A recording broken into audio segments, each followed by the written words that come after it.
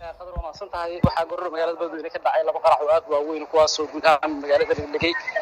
qaraxa koowaad wuxuu ahaa gaari sarefa oo waxyaabaha qaraxa laga soo buuxiyay kaas oo lagu dhuftay albaabka koowaad ee laga ilaaliyo aqalka madaxtooyada ama aaga lama galay qaraxaas markuu uu dhacay daqiiqad kadib oo dadkii dhaawacyada iyo wixii dhintay la kala gurayay mar kale waxa dhacay qarax kale oo weyn oo ilaa hadda aan dabcan tilmaami karin qasaaraha ka dhashay baaxadiisa asigana wuxuu ka dhacay isla nawaaxiga goobtii kale ee qarax uu ka dhacay qasaaro xooggan oo isku jiro dhimasho dhaawacyo weerarkaas ka dhashay waxaa jirto sidoo kale in dabcan ay burbureen guriyihii eeriyadaasi ku yeelay marka qasaaro xooggan jiro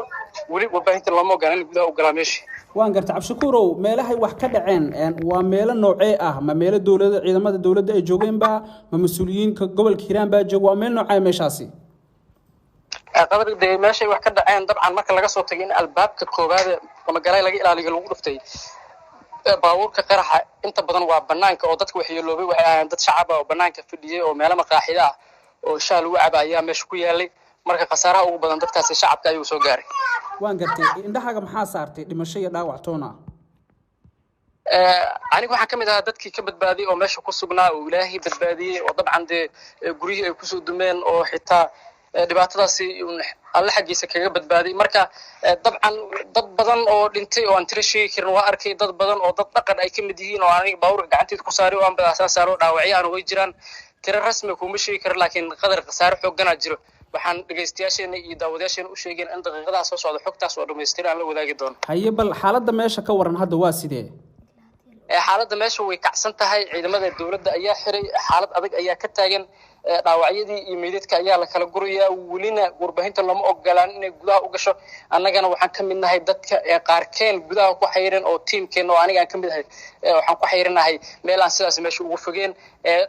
idaacada warbaahinada oo xitaa meesha ku yeela ka dhawaa waxa soo gaartay burbur qasaareed wali lama soo warin dad wariyaalina meesha ku noqdo in kala laakiin wariyaasha qaarkeed ee gobolka xitaa ilaa hadda cadeymo sax u meeli karno ayagoo meesha ku sugnaa ayaa noogu dambeysay inay caafimaad qabaan in kalena cadeymo wali u meeli laakiin waxaan isku daynaa inaan waxaas oo dhameystiran aan dhageystayaasha iyo daawadayaasha dib kaga soo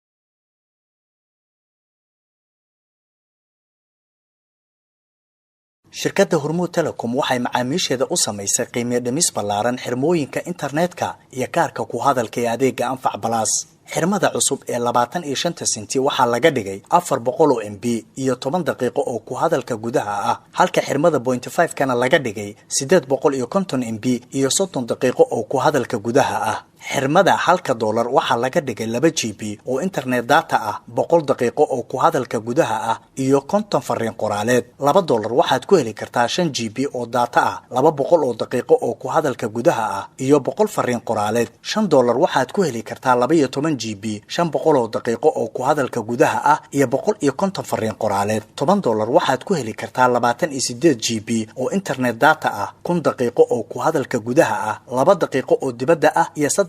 oo fariin qoraaleed ah ugu shubo EVC Plus-kaaga xidig 724 xidig nambarka xidig lacagta 4 gees ama kaarka ku hadalka xidig 126 4 gees kadibna raac tilmaamaha